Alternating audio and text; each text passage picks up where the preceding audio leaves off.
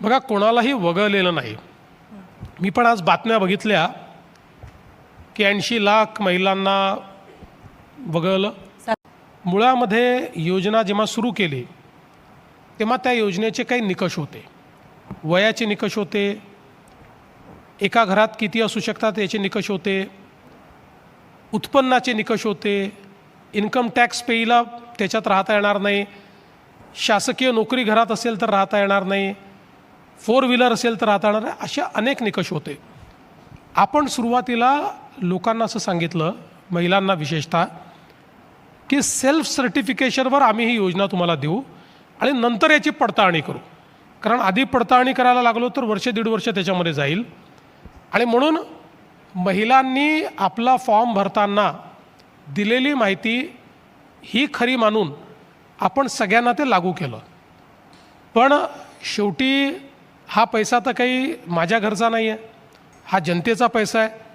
त्याच्यामुळे याच्यामध्ये CAGचं ऑडिट होतं आणि म्हणून CAG हे विचारतात की तुम्ही याची पडताळणी केली आहे का, तुम्ही जे निकष दिलेले आहेत त्या निकषांप्रमाणे हे आहे का. आणि म्हणून त्या निकषांप्रमाणे याची पडताळणी करण्याकरता सुरुवात आपण केली. मग पहिल्यांदा KYC केलं. आता जेव्हा आम्ही डेटाबेसमध्ये गेलो आणि वेगवेगळ्या डेटाबेसशी जेव्हा याचं कंपॅरिझन सुरू केलं, त्यावेळी उदाहरणादाखल जवळपास 14,000 तर पुरुष निघाले की ज्यांनी महिलांच्या नावाने त्या ठिकाणी अर्ज केला होता.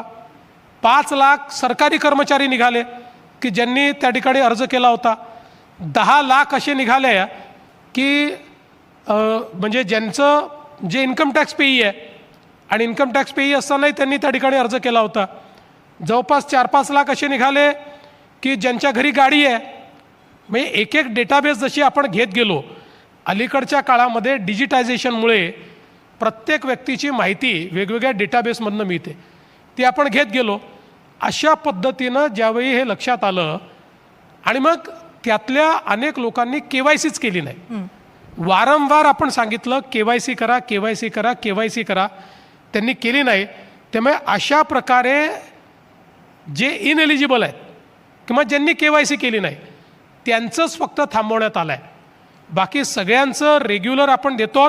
आणि यांच्यापैकी म्हणजे जसं मी तुम्हाला एक उदाहरण सांगतो, 25 लाख महिलांची KYC चुकली होती, त्यांना आपण सुधारून घेतलं. असं नाही की त्यांना आपण गाळून टाकलं, त्यांना सुधारण्याची संधी दिली, त्यांच्याकडनं सुधारणा